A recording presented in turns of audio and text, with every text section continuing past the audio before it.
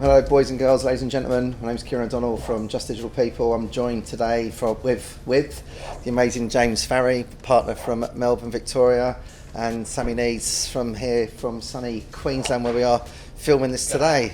What's it like, firstly, Farry, not to be in the freezing cold Melbourne? It was absolutely Baltic this morning when I left. I think it was like 8 degrees. So I came with jeans on and everyone's got shorts on. I didn't get the memo. The reason behind this quick video is to have a bit of a reflection on the year that this has been, 2022. Talk about the highs, the lows, the fun part, the not so fun part. So I'll start with you, James, and talk about the year 2022 with JDP Melbourne. Oh, where do I start?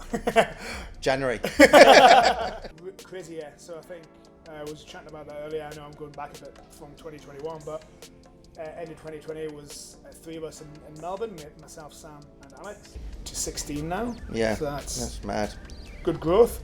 It's really nice. What, eight new highs this year already, isn't it? Yeah, eight new highs. I think 7 of which are girls as well. 7 females, 1 man, yeah. From an old male team back then. That's so mad, it was a big plan of mine, but we obviously moved on to a new office and got a really good vibe going. So it's back to the good old days, which is great. Yeah, no, very, very exciting for Melbourne, JDP. And what about yourself, Sam, with the Brisbane crew? It's been a really busy year again. I think we managed to sustain everything from the SD year or the previous year that went through.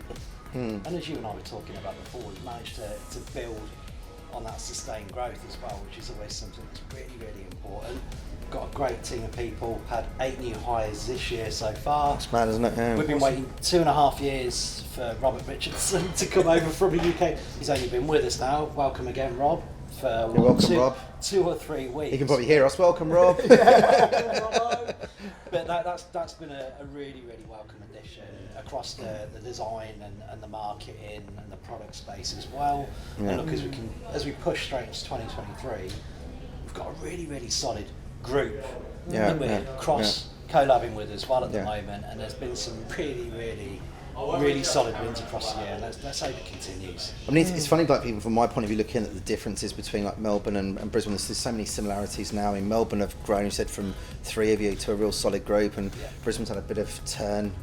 Obviously, things like the Great Resignation, which we'll get to in a minute. But yeah, I think that the group we've got now is probably as strong as I've ever seen. And whilst you've always lost people, which is always disappointing when they go, because no one ever wants people to leave, but we understand that's a part of life as well. What are you guys probably optimistic for next year from a growth perspective then? We'll keep going with Brisbane if you want. I'm happy to. We're seeing some movers and shakers with either existing on big brownfield clients out there as well in the resources sector, energy sector, ed tech and health tech. I definitely forecast that's going to continue to grow into next year. There's great innovators out there as well. And again, when I say innovators, there are scale-ups out there that are at round A or round B, but there's also these big existing ones out there as well that are the traditional ones that don't normally innovate that quickly, that are really starting to put some great processes in place. All that big digital transformation piece as well. We're going to see that into the way beyond next year, and I think that's going to keep us really, really busy. And that's what gets me up in the morning. That's what the team are really geared for right now. Yeah, definitely. One of my highlights of this year has been a revamp of the JDP logo. I know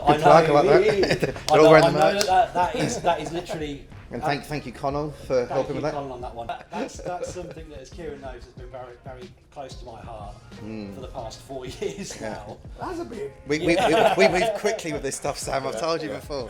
To me, that was a milestone of evolution piece. I'm not going to use that word again. If I do, give me a slap in the face. But what word? Yeah, that one. You know the one. But it has been, and that's been a welcome addition, a welcome visual addition, I think, to the group as well. And that evolution piece. So. What about yourself, Az? Yeah, similar. I mean, growth. Obviously, in terms of the team, we've got to a good point. So now it's about making sure that everyone gets up to speed, gets performing, starts building out their own networks. Obviously, building their own desks. But I think from a company perspective, a big plan of mine is to really start growing out that contract capability as well. I know we've done a lot of perm in the past, so obviously adding that flavour to what we do down in Melbourne. But I mean, traditionally we've always spent a lot of time with SMEs, startups, similar to up here, I think. Really started to bring some of the best businesses in Australia through as clients now. So very similar. actually really interested to see our client base now to when it was in 2015, 2016 when it started. The maturity level. It's crazy. So I want to build on that and really not just tap into those exciting startups, but also solidifying with larger enterprise businesses as well. Okay, George, yeah, it's interesting. I mean, I think you guys hit the nail on the head as well. I mean, now the business it's 10, well, it will be in Feb. You know, just seeing how we have evolved, and I mean, I think you're both right in terms of the companies we're working with. We're probably a lot smaller, the startups, the scale-ups. We've certainly moved a lot more to the enterprise. Although I do miss working with sometimes the speed of the startups and the scale-ups. Like, you know, the yes/no hiring process can be great. It's like, no, don't like him, do like him or her. But yeah, I think sometimes the larger enterprises can take a little bit longer. But in saying that, they seem to be moving quicker. But it'll be interesting to see how that goes next year as well. Some of those big ones out there going very recruiterish about it actually sustain the recruitment economy as well. Let's face it. 100%. Maybe the large governments out there as well on the contract piece. People do great out of that. Then and so forth. But the market's still busy enough for everyone to keep really busy next year, as I said. And again, I mentioned it briefly earlier, the Great Resignation. Do we think that was a myth, or myth? Do you think it was a myth? I'm on the myth side as well with Barry here. It was probably the great hiring. I say it. I think there's way too many. I mean, obviously you can't hire without resignation, so it's a bit of a catch-22. But it was just because every company was after the same talent, right? You had to either change quickly. If people weren't happy, you had to find out quickly, or you had to basically change. If the salaries were too low, you had to pivot quickly, or you'd lose them. So obviously it was a bit of a resignation, but I think it was the winners were the businesses who went after talent, paid the right amount of money, and then of course resignations happen. But I would call it the great hiring. Yeah, the great hiring. And I mean, after the COVID word materialised out there, and companies maybe sandbag some of their incentives that they then wanted to push out into market. You saw the online channels pushing out heavy. So we had that lull for 6 to 8 months or whatever it was. Then it was September, wasn't it, 2021 or whatever it was, when things started getting really buoyant again. And again, all of these sandbags incentives, where there was cash in the bank, really raised the level of market, a massive vortex of activity happening. And like Mr. Farry said, I saw it as a great hiring rather than the great resignation. But I see also all the trends where, you know, everyone's gone online, the e-com, those sort of areas were booming. And obviously when people are locked down, shopping goes through the roof, then they think it's normalised a little bit now. People are going back to shop, back to retail, right, back to the stores. So that's dropped a lot of people. I mean, you look at like Zuckerberg's reasons for letting people go. You know, it's like we hired too many people. We forecasted incorrectly. He thought people were going to want to sit around with a VR headset in the living room and in a boardroom. So, if this goes on Facebook, I'm not knocking you, mate. It was James Farry. Look at his account. But yeah, look, so it's interesting. So what are we thinking, even like, I know it's crystal ball gazing a little bit, and I hate using the word recession. Obviously, there's been a lot of companies letting people go with redundancies and whatnot. What are we sort of seeing for next year? You and I were out to see a couple of clients in particular that maybe were expecting a level of funding, significant funding. Overseas funding at that. This was around mid-year as the inflation started growing quite high, interest rates started going sky high, and will probably continue to grow for another 3, 4, 5 months, maybe even longer. Foreign investment in particular had a bit of a knee jerk into let's hold off for now. I suspect, based on what we're hearing from the market at the moment, April or so onwards next year we'll start to see some of that money coming back into market. Do I think we'll see Australia hit a recession? Maybe technically, according to the recession roadmap and how into it. I don't think it'll be for long, and I think we'll see our way out of it. I don't see this personally being a 2008 repercussion. We'll hope you're right with that. 100%. I think. Well, even obviously you've talked to me about the GFC. I was way too young for that, as you can see. I was 21 then. I mean, the GFC sounds brutal, right? And you know, obviously I was there living it as probably more of a high school student, right? So just before uni. So I was. They'd be fun stories. I'm sure everyone would love to know what's happening there. James Farry in Scotland. Podcast part 2. But I mean, I was chatting to a bunch of recruitment leaders down in Melbourne last week or the week before. Bit of a round table discussion about that exact thing, about the recession, and I think everyone concurred that this obviously it was going to hit a little bit, but not to the levels of the US, UK, I think 30-40%. But I mean, I think a bit of panic set in. You've seen it during COVID, at the start of COVID, everyone panicked, and then hiring got paused. That's the first thing to get paused because people don't want to stretch the budgets. Yeah. People don't want to overhire, and then have to make people redundant. Is what's what happened. Yeah. But then after 3 months, they were like, right, actually, shit, life has gone on, life goes on. Yeah. And the same thing will be happening in tech, and digital will always be a mainstay. So, I mean, what we've seen is an increase in roles even now in the last few weeks. We've seen the market really come back strong from multiple businesses. So I think that your bigger enterprises, and it's quite interesting you say that, they're the ones that we've seen as a business, we're getting a lot more enterprises coming to us looking for staff. Correct, and I think they're the ones that can probably capitalise successfully in these times, because the startups have probably only got a runway of so long. If they lose some of their staff, then the good ones get jittery.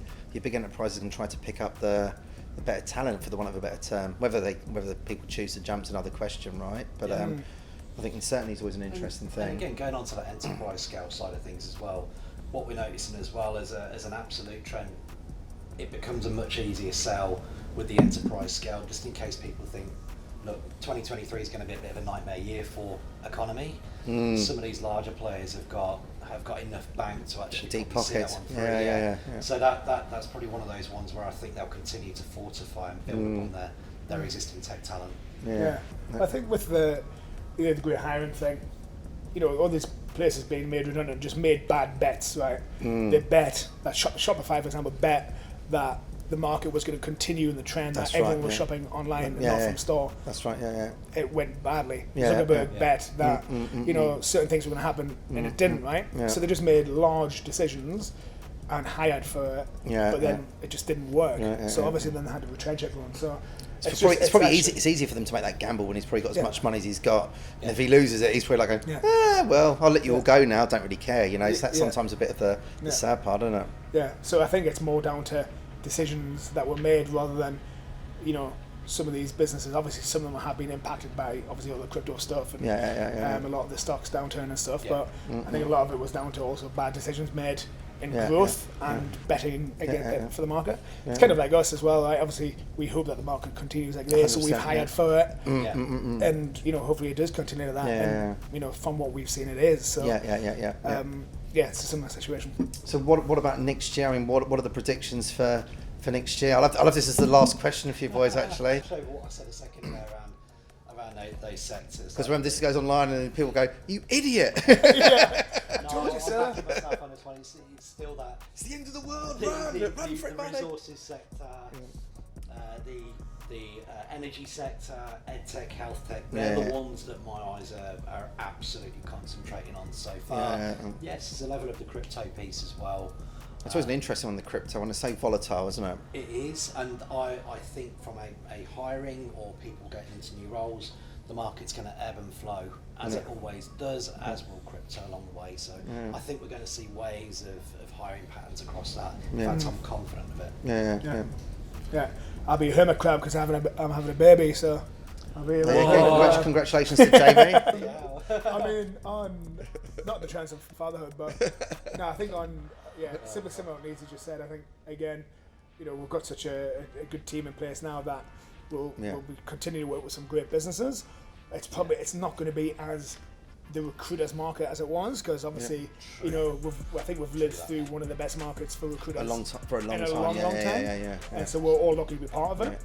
So we'll find people might not be hitting the absolute heights of personal records and commission checks, whatever it is. However, it'll go back to business as usual. Still a lot of really good companies hiring. So I think it'll be probably 2018, 2019, pre-COVID kind of stuff. No, I think I couldn't agree with you more on that. I think it's always going to be interesting when you've had such a buoyant market, then it drops, and again, it's just time you work out who the good recruiters are and who's got good relationships as well. Yeah, it's about time in seat, everybody in the market. Time in seat. I keep on repeating that. I totally agree. But boys, look, thank you very much again for an amazing 2022. Looking forward to seeing what the future holds. But I know we're in good hands with you two boys at the helm. So everyone else, Thank you very much, mate. Everyone else have a great Christmas, New Year, and Have a good one, guys. we'll finish these beers off. Already finished, man. Cheers, Cheers, mate. Sam's still off, I know. Cheers, mate.